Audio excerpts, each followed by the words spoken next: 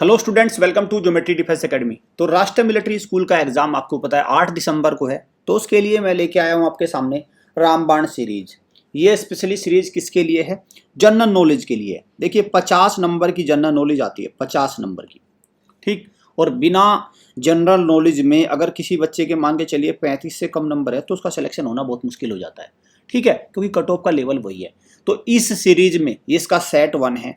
मैं बता दूं आपको, इस सीरीज में हम PYQs को एक तो फोकस करेंगे और PYQs को ध्यान में रख के जो कुछ न्यू क्वेश्चंस होंगे, जैसे भाई खेल के प्रश्न हैं या उनसे रिलेटेड बिल्कुल अपडेटेड, वो क्वेश्चन करेंगे। एक्सपेक्टेड क्वेश्चन मतलब मोस्ट इंपोर्टेंट क्वेश्चन। तो PYQ प्लस न्यू क्वेश्चंस दोनों का कॉम्बिनेशन रहेगा इस पूरे जनरल नॉलेज सीरीज में। इसको पढ़कर चले जाना, ध्यान से पढ़ना भाई, ध्यान से। अगर आपने इस वीडियो को सुना, समझा, देखा, 1 से 2 बार देखा, तो मेरा मानना यह है कि आपका स्कोर 45 प्लस कहीं नहीं जाएगा। बस कंसिस्टेंसी के साथ देखना। बहुत लंबी लंबी मैं वीडियो नहीं कराऊंगा 3-3, 4-4 घंटे की, क्योंकि उसमें उब जाता है, कुछ नहीं होने वाला उससे, ठीक। बहुत ही हम शॉर्ट में रखेंगे और ऐसे सेट चलते चलेंगे। जितने सेट आवश्यक होंगे एग्जाम में 45 प्लस का जीके का स्कोर, मैं इतने सेट लेके आऊंगा, ठीक है। ये सेट नंबर 1 है, ये सेट नंबर 1 है, ठीक है भाई। 8 दिसंबर को एग्जाम है और कक्षा 6 के लिए है, क्योंकि कक्षा 9 में जीके नहीं आती। उसके लिए हमारे यूट्यूब चैनल पे साइंस और सोशल साइंस के जो लेक्चर्स हैं वो चले हुए, वहाँ पे देख लो, ठीक। चलिए स्टार्ट करते हैं। बिल्कुल एकदम एग्जाम ओरिएंटेड रहेगा भैया। सैंपल पेपर की बुकिंग स्टार्ट हो रखी है, हैवी डिस्काउंट है शुरुआत के। मैं बता दूं 100 स्टूडेंट्स के लिए मेरे ख्याल से 20-25 से 40 के आसपास बुक हो भी चुके हैं। जल्दी ये 100 पूरे हो जाएंगे, तो आप जल्दी से इसको कर लो। एग्जाम डेट 8 दिसंबर है। बुकिंग के लिए इस नंबर पे कॉल करके अपनी कंफर्म बुकिंग कर लो, क्योंकि आप जितने भी, जैसे मान के चलो आपने जनरल नॉलेज यहाँ से पढ़ ली, फिर आप इसको टेस्ट करोगे ना, टेस्टिंग कहाँ करोगे भाई? उस एग्जाम इंटरफेस को कहाँ चेक करोगे आपकी तैयारी कितनी हुई? ऐसा तो नहीं कि आप खुद ही अपने आप को नंबर देते रहोगे। तो मुझे लगता है सैंपल पेपर वो मेथड होगा जो आपकी टेस्टिंग करेगा कि सही है, चल रहे हैं कि नहीं, आपने तैयारी सही करी है कि नहीं, ठीक है। चलिए ये तमाम हमारे वीडियो कोर्सेज है, सब्जेक्ट वाइज है, आप इनको भी ले सकते हैं। इनमें सारी बेहतरीन ये टेस्ट सीरीज है, सब कुछ है भाई इसमें, ठीक है। आप लाइव बैच से हमारे जुड़ सकते हैं, ये कंप्लीट लाइव बैच है जहाँ पे टीचर से डाउट भी पूछ सकते हैं। चलिए स्टार्ट करते हैं, हम डिले नहीं करते। क्वेश्चन नंबर 1, देखिए हर बार क्वेश्चन आते हैं ग्रैंड स्लैम से, हर बार आते हैं, ठीक है। सबसे पहले मैं बता दूं, ग्रैंड स्लैम देखो टेनिस की एक टूर्नामेंट होती है जिसमें पूरे साल में 4 ग्रैंड स्लैम होते हैं। तो उसमें क्या होता है भाई, ग्रैंड स्लैम, एक तो ये बन गया क्वेश्चन टेनिस से होता है। चलिए देखते हैं आज को। वो won the French open 2024 men's single, ध्यान से पढ़ना, मेंस पूछा है, सिंगल टाइटल।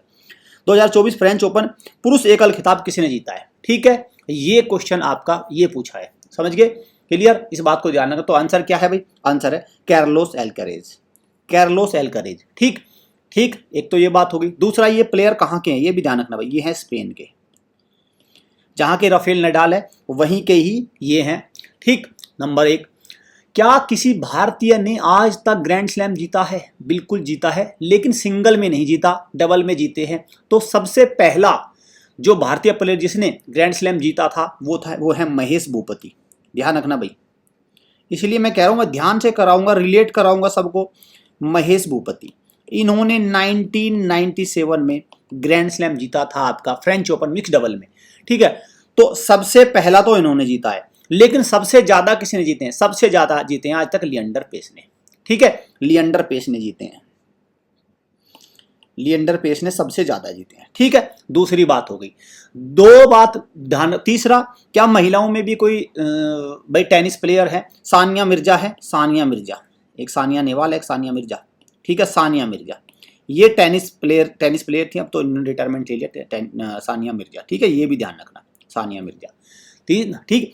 और एक है रोहन बोपन्ना, रोहन बोपन्ना, ये भी ध्यान रखना भाई। 4 टेनिस के हमारे जो इंपॉर्टेंट प्लेयर है, और भी है वैसे तो, लेकिन ये 4 को आप ध्यान रखना भी जो है। तो ये किसने जीता? कार्लोस अल्कारेज ने, ठीक है। फ्रेंच ओपन, ठीक। फ्रेंच ओपन जो है, ये फ्रेंच जो ओपन है, ये किस पे? क्ले कोर्ट पे खेला जाता है भाई, चिकनी मिट्टी पर खेला जाता है, क्ले कोर्ट। देखो ये ग्रैंड स्लैम है, इनके कोर्ट भी बने हुए हैं। जैसे विंबलडन है, ग्रास पे खेला जाता है, बाकी हार्ड कोर्ट पे। तो ये क्ले, चिकनी मिट्टी वाले पे खेला जाता है, और इसको रोलैंड गैरोस भी बोलते हैं। ये क्वेश्चन जो मैं आपको बता रहा हूं ना, सारे इंपॉर्टेंट है, ठीक है। सारे इंपॉर्टेंट है भाई, सारे इंपॉर्टेंट है। इसलिए मैं कह रहा हूं कि देखो प्रीवियस ईयर प्लस नए क्वेश्चन दोनों का कॉम्बिनेशन, और साथ में उसको करंट से अटैच करेंगे हम, ताकि एक ही वीडियो में सारी चीजें हो जाएं और रिलेट कर जाएं सारी चीजें। एग्जाम में आपको ध्यान है। चलिए number 2, who is the founder of Microsoft. देखो फाउंडर की जब बात होती है तो मतलब जब ये कंपनी माइक्रोसॉफ्ट जो अमेरिका की कंपनी है जो बनी थी, वो जब बनी थी इसकी स्थापना नींव किसने रखी थी, और अभी इसके सीईओ अभी जो चेयरमैन है इसके वो अलग है, ठीक है। तो जो इसका राइट आंसर क्या है, बिल गेट्स। कौन है, बिल गेट्स, ठीक है। लेकिन अगर क्वेश्चन आ जाए भाई अभी कौन है माइक्रोसॉफ्ट के सीईओ, तो वह सत्या नडेला। सत्या नडेला अभी इसके सीईओ है, चीफ एग्जीक्यूटिव ऑफिसर है, जो इसको चलाते हैं पूरी तरह से, ठीक है। तो माइक्रोसॉफ्ट, बिल गेट्स और पॉल एलन, दो दोस्तों ने मिलकर शुरू की थी, PAUL, पॉल एलन, ठीक है, क्लियर। एप्पल, ये स्टीव जॉब एप्पल के सीईओ थे, ये तो एक्सपायर हो गई थी बहुत पहले, ठीक है। तो स्टीव जॉब, तो राइट आंसर क्या होगा, बिल गेट्स। चलें आगे, चलिए आगे चलते हैं, 2 नंबर हो गया। तीसरे नंबर पे who won the Wimbledon, again grand slam, क्योंकि राष्ट्रीय मिलिट्री स्कूल में आपने देखा है कि ग्रैंड स्लैम से जरूर आता है क्वेश्चन, जरूर आता है। लगभग 10 सालों के आप देखेंगे तो 10 में से 8 बार तो आया ही है, ठीक है। विंबलडन मेंस कैटेगरी में किसने जीता, ठीक है। तो किसने जीता भाई पुरुष एकल खिताब, तो ये जीता आपका, देखिए वो ध्यान रखना भाई, वो था फ्रेंच ओपन, यहाँ पे क्या है ये, तो इसको भी किसने जीता, कार्लोस एल्करेज ने, कार्लोस एल्करेज। और ये कहाँ के है, स्पेन के है, बार बार मैं आपको याद दिलवाऊंगा, ठीक है। अगर बात करें तो ओल्डेस्ट ग्रैंड स्लैम कौन सा है, तो ये विंबलडन जो है ये ओल्डेस्ट भी है, ठीक, ओल्डेस्ट सबसे पुराना है। और यही एकमात्र ऐसा ग्रैंड स्लैम है जो ओरिजिनल लैंड पे खेला जाता है, मतलब ग्रास पे, इसका जो फील्ड बना होता है वो ग्रास पे बना होता है, मतलब ओरिजिनल लैंड। ये क्वेश्चन ऐसे बनता है कि ओरिजिनल लैंड पर कौन सा खेला जाता है, क्योंकि एक तो क्ले पे खेला जाता है, एक हार्ड कोर्ट पे खेला जाता है, बाकी एक इस पे ग्रास पे खेला जाता है, ठीक है। चलें आगे, चलिए भाई क्वेश्चन नंबर 4 की तरफ बढ़ते हैं। Name the largest river in the world. जब भी इस तरह का क्वेश्चन है ध्यान से आपको पढ़ना है, लार्जेस्ट और दूसरा होता है लॉन्गेस्ट, ठीक है, लार्जेस्ट और लॉन्गेस्ट, और तीसरा हाईएस्ट भी होता है कि नहीं है, हाईएस्ट भी होता है। हाईएस्ट मतलब ऊंचा हो गया, लॉन्गेस्ट मतलब लंबा हो गया, और लार्जेस्ट मतलब चौड़ा हो गया, मतलब उसकी कैपेसिटी सबसे ज्यादा है। तो दुनिया की सबसे बड़ी नदी पूछी है, जब सबसे बड़ी पूछी जा रही है तो उसका मतलब उसमें पानी झेलने की क्षमता सबसे ज्यादा है। तो इस मामले में नंबर 1 निकल के आती है अमेजन, अमेजन, ठीक है भाई।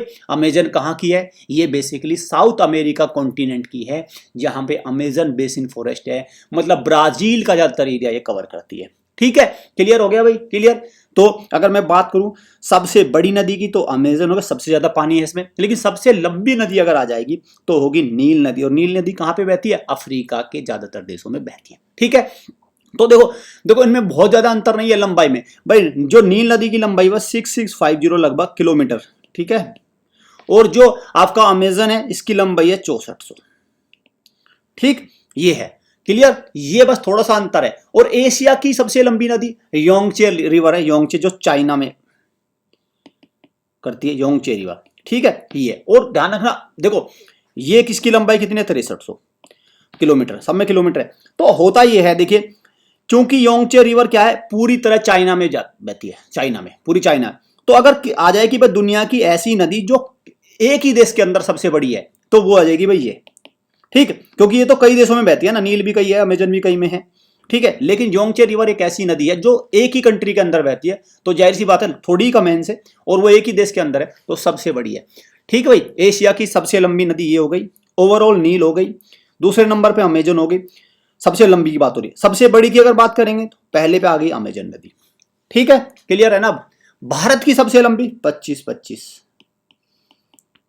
जब मैं कहता हूं 25-25 किलोमीटर, दैट इज गंगा, मां गंगा सबसे बड़ी नदी है भारत की। और जैसे देखिए कोसी नदी को बिहार का शोक कहा जाता है, कोसी नदी को, है ना। हुगली नदी को दामोदर नदी को क्या कहते हैं, बंगाल का शोक। ऐसे ही येलो नदी को कहते हैं चाइना का शोक, चाइना का दर्द, ठीक, चाइना का दर्द, समझ गए, क्लियर। तो यहां से मुझे लगता है नदी को लेकर अब आपका जो बेसिक क्वेश्चन है वो क्लियर है। तो इसका राइट आंसर क्या हो जाएगा भाई, option number B, option number B. चलें, which country is the largest producer of coffee in the world. तो कॉफी का लार्जेस्ट प्रोड्यूसर कौन सा है भाई, ब्राजील। ब्राजील अराउंड 40% कॉफी जो यहीं पे प्रोड्यूस होती है। साथ में मैं आपको बता दूं, देखो भाई इस तरह से हम थोड़ा सा करेंसी और कैपिटल भी देखो, ब्राजील की करेंसी कौन सी है, ब्राजील की करेंसी है रियाल, ठीक है। और ब्रासीलिया क्या है, इसकी कैपिटल, ये थोड़ा सा यहाँ पे BRAS, ठीक है, BRAS ILI, तो स्पेलिंग थोड़ी मिस्टेक हो सकती है। तो ये है कैपिटल, ये है करेंसी। इस तरह से हम इथोपिया, इथोपिया की क्या है भाई, एडिस अबाबा। एडिस अबाबा क्या है, इथोपिया की, ठीक, हॉर्न ऑफ अफ्रीका में आता है। एडिस अबाबा क्या है, कैपिटल। और इथोपियन बिर, ETB, इसको बोलते हैं ETB, इथोपियन बिर, BIRR, ये इसकी करेंसी है, ठीक है। कोलंबिया, बगोटा, बगोटा इसकी क्या है, कैपिटल है। और इसकी करेंसी क्या है, पीसो, कोलंबियन पीसो, ठीक। और एक ये है आपका वियतनाम, हनोई, बहुत इंपॉर्टेंट है भाई इस तरह का, हनोई, ठीक है। और वियतनाम डोंग, क्या है इसकी, डोंग, वियतनामीज डोंग, इसकी क्या है, करेंसी है। वियतनाम की जो आपकी कैपिटल है वो हनोई है, और डोंग इसकी क्या है, करेंसी है। साथ में आप एक बात और ध्यान रखना, एक और है लाओस, लाओस को ध्यान रखना, क्योंकि लाओस की जो कैपिटल है उसका नाम ऐसे साउंड जैसे वियतनामी लिखा हो, एग्जाम में कंफ्यूजन, वियंटाने। देखो देखो यहां पे लिखूंगा मैं, आपको लगेगा सेम ही लिख दिया, VIENTIANE, वियंटाने, और ये लगता है वियतनाम, ठीक है। तो लाओस की जो कैपिटल है वो है वियंटाने, वियंटियाने, ठीक है। और लाओ किप, लाओ तो चलो KIP, किप इसकी करेंसी है। तो मैंने लाओस को, देखो लाओस और वियतनाम, वियंटियाने और वियतनाम अलग अलग हैं, एक कैपिटल है, एक देश है, ठीक। चलें, चलो। वो won the Wimbledon, women's category में पूछा है भाई, महिलाओं एकल विभाग में, ठीक है। एकल कैटेगरी में पूछा है, क्योंकि एकल के ज्यादातर आते हैं। तो ये क्या है भाई, चेक रिपब्लिक की बारबोरा, आपका क्रेजिकोवा, बारबोरा क्रेजिकोवा, ये चेक रिपब्लिक के नाम से भी देखो, चेक रिपब्लिक यहां से पता चल जाएगा आपको, इससे पता चल जाएगा चेक उनके नाम में से है, ठीक है। तो इन्होंने जीता है वुमेन कैटेगरी में विंबलडन। चलिए, जो अर्थ, देखो अर्थ दो तरह की, जो अर्थ है दो तरह के मूवमेंट होते हैं। एक होता है रोटेशन, रोटेशन मतलब अपनी एक्सेस पे, यहां पे एक एक्सेस होता है, जैसे आप समझो लट्टू, लट्टू क्या करता है भाई, लट्टू अपने उस पर घूमता है, ठीक है, ये हो गया। और एक होता है रिवॉल्यूशन, जैसे सन हो गया तो यहाँ यहाँ यहाँ ऐसे ऐसे करके। तो अर्थ के दो मूवमेंट होते हैं, एक रोटेशन होता है, एक रिवॉल्यूशन होता है। तो यहाँ पे लिखा है रोटेट्स, मतलब अपने एक्सेस पे घूम रही है, ठीक है। तो अर्थ अपने एक्सेस पे डायरेक्शन क्या है, ठीक, डायरेक्शन क्या है, और डायरेक्शन आपको पता होना चाहिए। देखिए मैं बता दूं आपको, ये नॉर्थ हो जाता है, ये साउथ हो जाता है, ठीक है भाई, ये वेस्ट हो जाता है, और ये ईस्ट हो जाता है। अब ये पूछ रहा है कि अर्थ कैसे घूमती है, तो अर्थ कैसे घूमती है भाई, अर्थ घूमती है काउंटर क्लॉकवाइज, घड़ी की दिशा की, जो घड़ी की सुइयां हैं उसके अपोजिट में। घड़ी की सुई कैसे चलती है, ऐसे चलेगी घड़ी की सुई, ऐसे ऐसे ऐसे, ठीक है। लेकिन ये क्या है, ये चलेगी भाई ऐसे, ये कैसे चलेगी, ये देखो मैं दिखाता हूं, ऐसे ऐसे चलेगी, ऐसे, ठीक है। मतलब वेस्ट से ईस्ट की तरफ, वेस्ट से ईस्ट की तरफ, और इसमें एक ही आंसर है, वेस्ट से ईस्ट, ये, ठीक है, क्लियर, समझ गए। और जो देखो धरती जब रोटेट करती है ना, उसकी वजह से क्या होते हैं, दिन और रात, दिन एंड रात, ठीक है। और मैं आपको बता दूं बच्चों, दिन और रात मेहनत करनी पड़ेगी, तब निकलेगा RMS का पेपर। दिन और रात दम लगाना पड़ेगा, तब निकलेगा RMS का पेपर, ठीक है। तो जो अर्थ का रोटेशन है, जो वेस्ट टू ईस्ट है, और जिसको हम काउंटर क्लॉकवाइज भी बोलते हैं, काउंटर क्लॉकवाइज या एंटी क्लॉकवाइज, ठीक, काउंटर क्लॉकवाइज या एंटी क्लॉकवाइज, तो उसके कारण दिन और रात होते हैं, और ये उसकी डायरेक्शन है, ठीक। एक बात और ध्यान, जो धरती है अपने एक्सिस पर 23.5 डिग्री झुकी हुई है, डिग्री नॉर्थ झुकी हुई है, और इस झुके होने के कारण होते हैं सीजन्स, सीजन्स मौसम आते हैं चार, जो सर्दी गर्मी बरसात, ठीक है, ये जो चार हमारे सीजन है वो होते हैं। दो कारणों से सीजन होते हैं, एक तो होता है कि भी अर्थ का झुका होना, और दूसरा उसका सूर्य के चक्कर लगाना, ठीक है, सूर्य के चक्कर लगाना और झुका होना, और दिन और रात होते हैं उसकी डायरेक्शन। और जो दो ग्रह ऐसे हैं, देखो यहां पे मैं बता दूं, दो ग्रह ऐसे हैं जो वेस्ट टू ईस्ट ना करके ईस्ट टू वेस्ट रोटेट करते हैं, ठीक है, क्या नाम है, वीनस एंड यूरेनस, ठीक है भाई। 8 प्लेनेट में से बाकी तो वेस्ट टू ईस्ट करते हैं, लेकिन Venus and Uranus east to west करते हैं, ये भी आपको ध्यान रखना है। चलिए question number 8, in which state, चलिए भाई, ठीक है, आइए, इन विच स्टेट मलयालम, ठीक, इन विच स्टेट भाई मलयालम, एक सेकंड, ये हाँ ये आ गया ना, ठीक है। इन विच 8वें नंबर पे, in which state Malayalam language is spoken. देखो भारत के टोटल 22 भाषाएं हैं, शेड्यूल लैंग्वेज हैं, अलग अलग, और इसके अलावा भी है, ठीक है।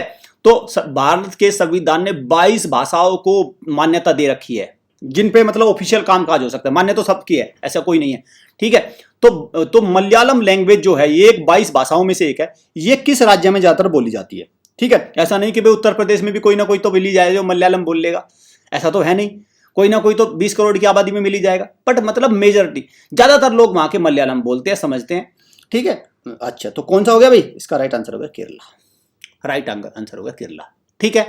साथ में थोड़ा सा हम करंट को भी देखेंगे। देखो कर्नाटक, तमिलनाडु, आंध्र प्रदेश, केरला, इनमें इलेक्शन कुछ में हो गए हैं, कुछ में होते रहते इलेक्शन। जैसे आंध्र प्रदेश में अभी इलेक्शन हुआ, ठीक है, यहाँ के चीफ मिनिस्टर बने कौन, एन चंद्रबाबू नायडू, एन चंद्रबाबू नायडू, ठीक है, एनसीएन, एन चंद्रबाबू नायडू, ठीक। और यहाँ के अगर मैं बात करूं, देखिए देखो यहाँ पे देखो गवर्नर साथ में आखिरी में भी देख लेंगे, लेकिन अभी भी थोड़ा रिवाइज करते चलेंगे, बाद में एक आदि बदलेगा, ज्यादातर सेम रहेंगे तो मुश्किल नहीं होगी। तो एन चंद्रबाबू नायडू यहाँ के आपका चीफ मिनिस्टर बने हैं, और अब्दुल नजीर यहाँ के गवर्नर है, जस्टिस थे पुराने अब्दुल नजीर, रिटायर्ड जस्टिस अब्दुल नजीर, ठीक है। ये हैं यहाँ के आपके गवर्नर, ठीक है। तमिलनाडु एम के स्टालिन है, एम के स्टालिन। और तमिलनाडु में अगर गवर्नर की बात है आर एन रवि। कर्नाटक सिद्धारमैया, कांग्रेस की सरकार है, ठीक है, और थावरचंद गहलोत, ठीक, यहाँ के क्या है, गवर्नर है। साथ में केरला पुराने समय से पिनरई विजयन है, और आरिफ मोहम्मद खान, बहुत दिनों से यही है, ठीक है, सालों से 3-4 साल से यही है, आरिफ मोहम्मद खान। तो इसीलिए मैं ये कह रहा हूं कि अभी इनको थोड़ा सा रिवाइज करने चलेंगे, हो सकता है एग्जाम के ड्यूरेशन में एक आध बदल जाए तो उसको हम तुरंत ही रिवाइज कर लेंगे, मुश्किल नहीं आएगी, सारा एकदम नया नया दिखाई देगा, फिर एकदम से भूल जाओगे कौन सा कहां का था, है ना, ठीक है। चलिए साथ में मैं बता दूं, ये केरला जो है, जो दक्षिण भारत का राज्य है, इसमें एक, क्योंकि नेशनल इंस्टीट्यूशन के हेडक्वार्टर भी पूछे जाए, तो एक है CMFRI, CMFRI क्या है, central marine fisheries research institute, ठीक है, सेंट्रल मरीन फिशरीज मछली रिसर्च इंस्टीट्यूट, ठीक है। ये इसका हेडक्वार्टर है केरल के कोच्चि में, केरल के कोच्चि में इसका हेडक्वार्टर है, central marine fisheries research institute, ठीक है भाई, ये है, क्लियर। चलें आगे चलते हैं। IPL हर साल होता है, 2008 में पहला सेशन आया था, ठीक, और अब 2024 में हर साल एक IPL सीजन, IPL में इंडियन प्रीमियर लीग, पहले तो इसको ही देखो, ये क्रिकेट से संबंधित है, ये कप किससे संबंधित, क्रिकेट। और इसमें जो प्लेयर सबसे ज्यादा रन बनाता है उसको मिलता है ऑरेंज कैप, मतलब ऑरेंज कैप पहने रहता है वो, ठीक। तो 2024 का जो संस्करण हुआ उसमें किसको सबसे ज्यादा, किसने सबसे, तो आंसर क्या है, विराट कोहली, 745 रन, सबसे ज्यादा रन बनाए, ठीक है। और जब 2008 में हुआ था ये, और इस बार का किसने जीता, KKR ने जीता भाई, KKR कोलकाता नाइट राइडर। और जब 2008 का हुआ था तो कौन था, राजस्थान रॉयल्स, शेन वॉर्न इसके कैप्टन थे आई थिंक उस टाइम, राजस्थान रॉयल्स, ठीक है भाई, ये हो गया। चलें,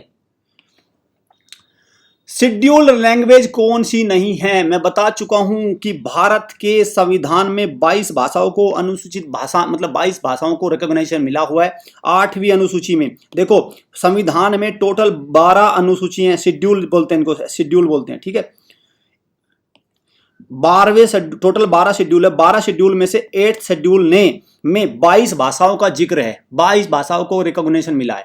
तो ये पूछ रहे हैं कि इनमें से कौन सी वो भाषा नहीं है जो 22 के अंदर नहीं आती। तो 22 के अंदर भाई हिंदी आती है, ठीक है, ये ध्यान रखना भाई, 22 के अंदर हिंदी आती है, और भी सारी आती है। क्या अंग्रेजी 22 के अंदर आती है, अंग्रेजी 22 के अंदर नहीं आती, ठीक है भाई, अंग्रेजी 22 के अंदर नहीं आती। तो कौन सी है इसमें से नहीं है, तो 8वें शेड्यूल के अंदर क्वेश्चन यही बनता कि 22 भाषाओं का जिक्र किसके अंदर है, 8वें शेड्यूल के, पहले तो यही, कुल कितने शेड्यूल है, 12 शेड्यूल है संविधान में, तो उसमें कौन सी नहीं है, संताली है, बोडो है, डोगरी है, मुंदरी या मुंडारी नहीं है, ठीक है भाई, मुंडारी नहीं है, समझ गए। अब देखो इसमें यह भी है कि देखो जो भाषाएं, जैसे मलयालम कहाँ की है, केरला की, मैंने, तो ऐसे ही जो ये संथाली है ये कई राज्यों में बोली है, झारखंड है ये तो कई में बोली, झारखंड है, वेस्ट बंगाल है, उड़ीसा है, इनमें आसाम, इनमें ज्यादातर संथाली। लेकिन जो बोडो है, ये बोडो इस पे ज्यादातर एक राज्य में बोली जाती है, नाम क्या है भाई, असम, आसाम में बोली जाती है। तो ये क्वेश्चन देखो, अगर कोई भाषा कई राज्यों जैसे संताली है आसाम में, वेस्ट बंगाल में, उड़ीसा में, झारखंड में, ठीक है, तो इससे क्वेश्चन बनने के चांस कम है, लेकिन आसाम से बन जाए क्योंकि ये ज्यादातर आसाम जो मतलब बोडो है जो आसाम से में बोली जाता है। जैसे डोगरी है ये भी बन जाएगा भाई, क्योंकि डोगरी क्या जम्मू रीजन में बोली जाती है, जम्मू एंड कश्मीर के। इस तरह से क्वेश्चन को जानना है। तो डोगरी कहां से? जम्मू एंड कश्मीर, जम्मू रीजन में। बोडो कहां से? आसाम से। अंडरस्टूड। चलिए आगे चलते हैं भाई। आईपीएल 2024 का एक क्वेश्चन बता चुका हूं। खिताब किसने जीता? तो कौन है भाई? केकेआर, कोलकाता नाइट राइडर ने जीता। ठीक, चलिए। जो इमरजेंसी लगी थी 1975 पे, अभी एक मूवी भी आ रही है उसकी, तो उसमें जो प्रेसिडेंट थे, राष्ट्रपति थे, कौन थे? तो कौन थे भैया? फखरुद्दीन अली अहमद। फखरुद्दीन अली अहमद। यहां से कई क्वेश्चन बनते हैं भाई। एक आपका क्वेश्चन, पहले राष्ट्रपति कौन है भारत के? Doctor Rajendra Prasad. Longest serving president कौन सा है? वो भी यही है। पहले मुस्लिम जाकिर हुसैन, डॉक्टर जाकिर हुसैन पहले मुस्लिम हो गए। फिर महिला, ठीक है भाई, महिला कौन होगी? प्रतिभा देवी सिंह पाटिल। अभी कौन है राष्ट्रपति? ठीक है भाई, अभी कौन है? द्रौपदी मुर्मू। अभी का भी ध्यान रखना भाई, द्रौपदी मुर्मू। उपराष्ट्रपति कौन है अभी? उपराष्ट्रपति जगदीप धनखड़। ठीक है, पहले उपराष्ट्रपति सर्वपल्ली राधाकृष्णन। तो ये क्वेश्चन थोड़ा ध्यान रखना, ये क्वेश्चन राष्ट्रपति को लेकर बनते हैं और जैसे भी आगे भी आते रहेंगे हम उसको कवर करते चलेंगे। चलिए, बार बार बता रहा हूं, आप थ्योरी पढ़ते रहेंगे, आपने सारा रिवीजन कर लिया, क्लासेस ले रहे हैं, सारी आपने तैयारी कर ली, बस उस तैयारी को इस पे जरूर जांच लेना। 5 सैंपल पेपर का सेट है, घर मंगाना। जब आपको लगे कि हाँ आपके अंदर पूरा दमखम आ गया है, चुपचाप से ईमानदारी से एक सेट निकालना, लेके बैठना हो एमआर सीट में, अलार्म लगाना, घड़ी की सुइयों को ओके करना और टाइम बाउंड में जैसे एग्जाम में पेपर होता है ईमानदारी से बिल्कुल दिल पे हाथ रख के पेपर देना। और जो नंबर आएंगे उससे आपकी सारी सच्चाई सामने आ जाएगी। जो कमियां आएगी उनको दूसरे पेपर में ठीक करना। एग्जाम से पहले मेरा मानना है, अगर ये सैंपल पेपर का सेट आपने लगाया तो मैक्सिमम कमियां आपकी ठीक होंगी और आपके नंबर अच्छे आएंगे। चलिए, शांति, पीस, शांति का प्रतीक कौन सा है? कौन सा कलर शांति का प्रतीक है? तो कौन सा है भाई शांति का प्रतीक? तो राइट आंसर क्या है भाई आपका? व्हाइट, सफेद। सफेद सच्चाई का भी होता है, शांति का भी होता है। ठीक है, देखो हमारे झंडे में आपका सैफ्रॉन, व्हाइट और ग्रीन 3 कलर होते हैं। ठीक है, 3 कलर होते हैं हमारे झंडे में। क्लियर? ये ध्यान रखना भाई। उसमें व्हाइट क्या? शांति का होता है और सच्चाई का प्रतीक होता है। ठीक है, सैफ्रॉन करेज का होता है और ग्रीन किसका होता है? हरियाली का होता है। चलिए, कैपिटल सिटी ऑफ इंडिया। देखो भारत की 2 राजधानी है, एक है कॉमर्शियल कैपिटल। कॉमर्शियल कैपिटल में आप मुंबई मार्क करेंगे, वाणिज्यिक राजधानी। लेकिन अगर पूछ लिया कि राजधानी ओवरऑल कौन सी है, तो कौन सी है? दिल्ली। ठीक है, दिल्ली। और साथ में मैं आपको यहाँ पे कैपिटल जब बात हुई है दिल्ली की, तो देखो मुंबई किसकी है? महाराष्ट्र की। कोलकाता वेस्ट बंगाल की। दिल्ली, चेन्नई तमिलनाडु। ठीक है, ये तो हो गई। साथ में मैं आपको बता दूं, देखो एक दिल्ली और भी है, और जिसमें हमारी राष्ट्रपति द्रौपदी मुर्मू अभी गई थी, वहां पे उन्होंने विजिट की थी। DI, ठीक है, DILI, दिल्ली। दिल्ली मतलब इसको आप दिल्ली कह सकते हैं, दिल्ली। ठीक है, ये दिल्ली जो है ये साउथ ईस्ट एशिया में एक छोटा सा टापू वाला देश है, तिमोर लेस्टे। इसका याद रखना भाई, क्योंकि राष्ट्रपति वहां होके आए दिल्ली। ठीक है, तिमोर लेस्टे विजिट हुई थी अभी 4-5 महीने पहले। तो तिमोर लेस्टे में वो भी दिल्ली है। तो वो आया भी था न्यूज में कि दिल्ली से दिल्ली जुड़ गया। ठीक है, तो दिल्ली दिल्ली हो गया, ये दिल्ली है। ठीक है, चलें। जो सुप्रीम कोर्ट का जो जज होते हैं उनकी रिटायरमेंट एज क्या है? ठीक है, रिटायरमेंट एज क्या है सुप्रीम कोर्ट के जज की? ठीक है भाई, क्लियर? तो ये क्वेश्चन आया था RMS में, तो राइट आंसर क्या? 65 वर्ष, 65 साल है रिटायरमेंट एज। और मैं आपको बता दूं, देखिए अभी जो सुप्रीम कोर्ट में कुल जजों की संख्या जो सरकार, जो भारत सरकार संविधान, उसमें कितनी है? मतलब कितने सुप्रीम कोर्ट में जज हो सकते हैं? देखो 33 तो जज हो जाएंगे और एक मुख्य न्यायाधीश, चीफ जस्टिस। तो टोटल कितनी है स्ट्रेंथ? 34। सुप्रीम कोर्ट कब बना? 26 जनवरी 1950 में सुप्रीम कोर्ट की स्थापना हुई भाई। ठीक है, हीरालाल जे कानिया, J कानिया, ठीक है, जे कानिया इसके पहले मुख्य न्यायाधीश थे। अभी 50वें चीफ जस्टिस है DY चंद्रचूड़। ठीक है, अभी कौन है? DY चंद्रचूड़ 50वें मुख्य न्यायाधीश है। क्या कोई महिला मुख्य न्यायाधीश बनी है? महिला मुख्य न्यायाधीश नहीं बनी है अभी तक कोई। ठीक है, 2027 में कॉलेजियम के रहते हो जस्टिस BV नगरत्ना, वो बन सकती हैं अगर ये कॉलेजियम सिस्टम रहा। ठीक है, क्लियर? कॉलेजियम सिस्टम ये होता है कि एक सीनियरिटी के बेस पे जो सीनियर होगा उसी को चीफ जस्टिस बनाया जाएगा। क्लियर? मैं यहाँ पे ये भी बता दूं, अभी फातिमा बीवी, इनका निधन हुआ 2023 में, नवंबर 2023 में। फातिमा बीवी, आई थिंक ठीक है, इनका निधन हुआ था। और फातिमा बीवी कौन थी? सुप्रीम कोर्ट में बनने वाली पहली महिला जज, मतलब सुप्रीम कोर्ट में महिला जज अगर कोई आई थी तो वो कौन थी? फातिमा बीवी। ठीक है भाई, फातिमा बीवी, ये चीफ जस्टिस नहीं थी, फातिमा बीवी थी महिला जज सुप्रीम कोर्ट में। साथ में भारत में कितने, देखो सुप्रीम कोर्ट तो सबसे बड़ा कोर्ट हो गया, फिर हाई कोर्ट हो गया, फिर डिस्ट्रिक्ट कोर्ट हो गया, ठीक है, तीन लेवल पे जुडिशरी होती है, सुप्रीम कोर्ट, हाई कोर्ट और डिस्ट्रिक्ट कोर्ट, 3 लेवल पे होती है। तो सुप्रीम कोर्ट में तो हो गया, लेकिन हाई कोर्ट की संख्या कितनी है? टोटल 25 हाई कोर्ट है भाई, 25 हाई कोर्ट है, ठीक है, क्लियर। और पहला हाई कोर्ट जो बना था देश का वो था आपका Calcutta high court. Calcutta high court कब बना था? 1862 में, ठीक है भाई, ये ध्यान रखना। अभी 25 हाई कोर्ट है, ठीक। सबसे पहला कौन सा है? कलकत्ता हाई कोर्ट, समझ गए। डिस्ट्रिक्ट कोर्ट होता है, सुप्रीम कोर्ट होता है, ये होता है, समझ गए, यहां से क्लियर है भाई। चले आगे चलते हैं। Australian Open women's single category में, तो ऑस्ट्रेलियन ओपन में वुमेन्स सिंगल कैटेगरी में किसने जीता भाई? आपका आरियाना सबलेंका। आरियाना सबलेंका ये कहां की है? बेलारूस की है, बेलारूस, रूस का ये एक दोस्त, बेलारूस, ठीक, क्लियर।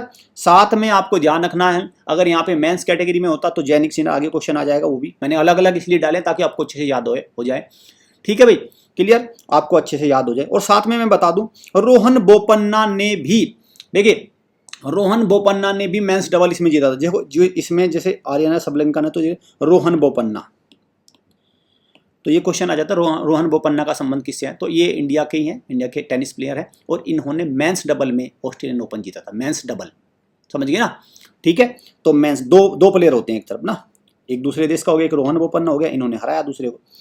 तो सिंगल में ये है, और मेंस डबल में रोहन बोपन्ना है, ठीक। और जैनिक सिनर हो गया इटली के मेन सिंगल में, उसको आगे देख लेंगे। चलिए, लार्जेस्ट, देखो मैंने बताया, ध्यान से देखना भाई, लार्जेस्ट, लार्जेस्ट शब्द है मतलब सबसे बड़ा, एरिया वाइज या वॉल्यूम, वो सारी चीजें। अब यहाँ पे देखो ये आपको ऑर्डर रखना भाई, लार्जेस्ट कौन सा है? लार्जेस्ट आपका एशिया, लार्जेस्ट है एशिया। तो देखिए यहाँ पे 2 क्वेश्चन बनते हैं, जनसंख्या की दृष्टि से और एरिया की दृष्टि से, ठीक है, वो area wise and population wise. तो मैं यहाँ पे जो हमारे 7 कॉन्टिनेंट है उनका मैं थोड़ा सा ऑर्डर लिख देता हूं, और आपको ये सबसे पहले तो आएगा भाई एशिया, ठीक है, फिर आएगा अफ्रीका, एरिया वाइज हो रहा है पहले ये, समझ गए ना, फिर आएगा नॉर्थ अमेरिका,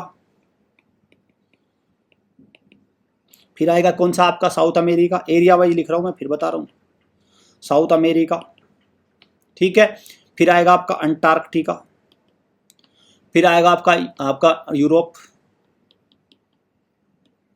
और फिर आएगा ऑस्ट्रेलिया या ओशिनिया, ऑस्ट्रेलिया कह लो या ओशिनिया, जो भी ऑप्शन में लिखेगा। तो मतलब एरिया वाइज एशिया सबसे बड़ा, अफ्रीका दूसरा, north America, south America, Antarctica, Europe है। क्योंकि देखो मैं ये ऑर्डर इसलिए लिखवा रहा हूं, हो सकता है आपसे पूछ ले तीसरा सबसे बड़ा कौन सा है, दूसरा सबसे बड़ा कौन सा है, दूसरा सबसे छोटा कौन सा है, पहला सबसे छोटा ये है, दूसरा सबसे छोटा है, तो एक रीजनिंग का भी क्वेश्चन बन जाता है। तो सबसे छोटा तो ऑस्ट्रेलिया हो गया, लेकिन दूसरा सबसे छोटा कौन सा होगा? यूरोप। अब अगर बात होती जनसंख्या, तो भाई एशिया को नंबर 1 रखो, एशिया तो बाप है पॉपुलेशन का, ठीक है, अफ्रीका दूसरे पे रखो, ठीक है, तीसरे पे रख दो यहाँ पे यूरोप, ये ध्यान रखना भाई, तीसरे पे यूरोप, चौथे पे नॉर्थ अमेरिका, फिर साउथ अमेरिका, ठीक है, और ओशिनिया, क्योंकि अंटार्कटिका में तो एक भी लोग नहीं रहता, ठीक है, और अंटार्कटिका तो बर्फ है ना पूरा, वहां पे तो कोई रहता ही नहीं। तो ये हो गया पॉपुलेशन वाइज, तो ऑप्शन ध्यान करके चेक करके मार्क करना है। और जो देश सबसे बड़ा है वो एशिया में है, रशिया, ठीक है, जनसंख्या में सबसे बड़ा देश भी एशिया में है, चाइना। ये सारी चीजें आपको थोड़ा सा ध्यान रखनी है, वीडियो को पॉज करके इसको एक दिमाग आंखें बंद करके इनको मगअप करो, ठीक है, ये बात मैं कर। पीवी संधू का संबंध किस खेल से है? तो पीवी संधू का संबंध किससे है भाई? बैडमिंटन से है, ठीक है, बैडमिंटन से।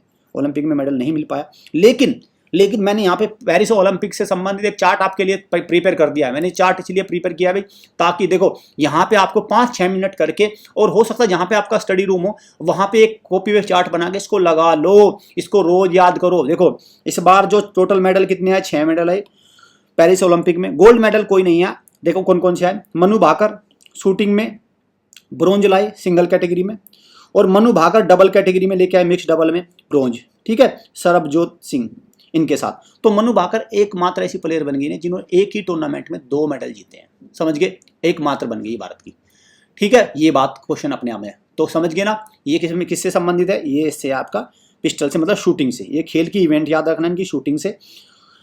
स्वप्निल कौसाले शूटिंग से, इन्होंने 50 ये इस कैटेगरी में जो है ब्रॉन्ज, इसको फिर भी आप इग्नोर कर सकते हैं लेकिन इसको इग्नोर नहीं करते शूटिंग में। हॉकी टीम ने भाई आपका ब्रॉन्ज जीता है। नीरज चोपड़ा ने जेवलिन थ्रो में सिल्वर जीता है और अमन शेरावत ने रेसलिंग में ब्रॉन्ज जीता है। ठीक, ये सारे 6 के 6 रोक के बिल्कुल समझ के याद कर लेना अच्छे से। ठीक, चलिए ऑस्ट्रेलियन ओपन किसने जीता भाई, ये इटली के जैनिक सिनर ने जीता। जैनिक सिनर इन्होंने जीता, ये इटली के मेंस है, इन्होंने जीता ऑस्ट्रेलियन ओपन। चलिए बांदीपुर नेशनल पार्क से अलग अलग क्वेश्चन बन सकते हैं, ध्यान रखना भाई। बांदीपुर नेशनल पार्क एक प्रकार से बांदीपुर भारत का पहला टाइगर है। देखो नेशनल पार्क तो भारत का पहला जिम कॉर्बेट है, लेकिन टाइगर रिजर्व बांदीपुर था भाई सबसे पुराना।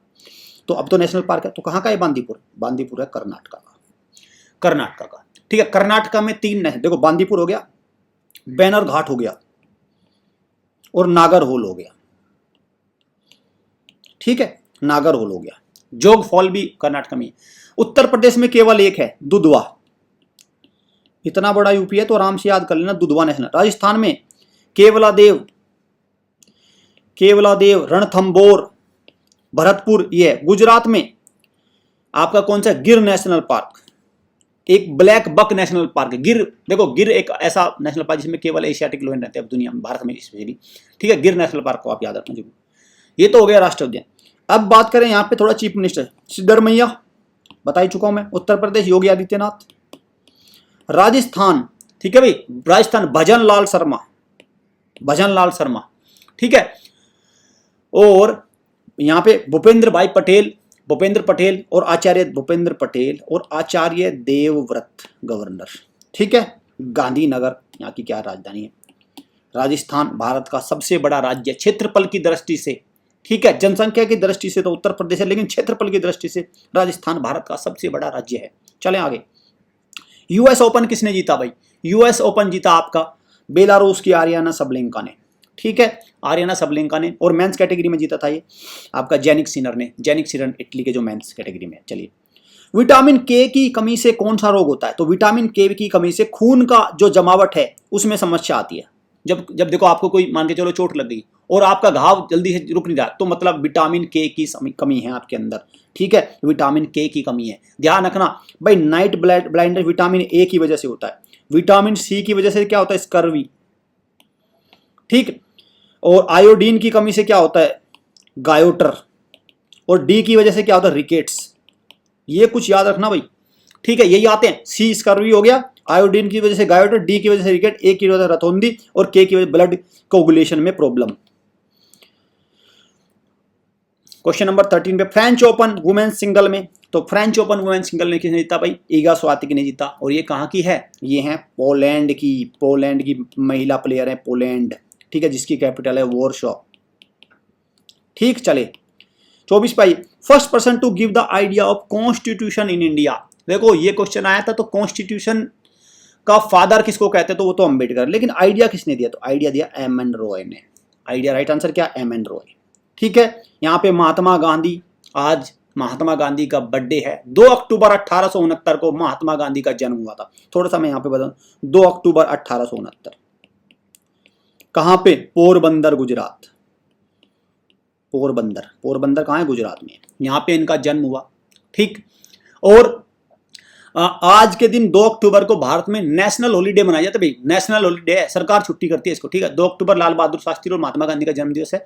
माता जी का क्या नाम है इनका, पुतलीबाई गांधी, मदर नेम। ठीक है, बच्चों को थोड़ा कम पता रहता है इनके बारे में। पुतलीबाई गांधी, PUTLIBAI, पुतलीबाई गांधी, ये इनकी मदर है। फादर कौन है, करमचंद गांधी, इसलिए इनका नाम मोहनदास करमचंद गांधी है ना। ठीक है, मोहनदास, तो इनको करमचंद गांधी फादर।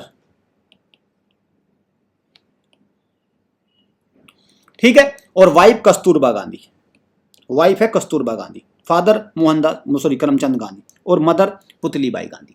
30 जनवरी 1948 का इनको नाथुराम गोडसे ने इनकी हत्या कर, 30 जनवरी 1948। इसलिए 30 जनवरी को हम शहीद दिवस के रूप में भी मनाते हैं। ठीक है भाई। जवाहरलाल नेहरू भारत के लॉन्गेस्ट सर्विंग प्राइम मिनिस्टर, पहले प्राइम मिनिस्टर। बी.आर. अम्बेडकर मैंने बता ही दिया।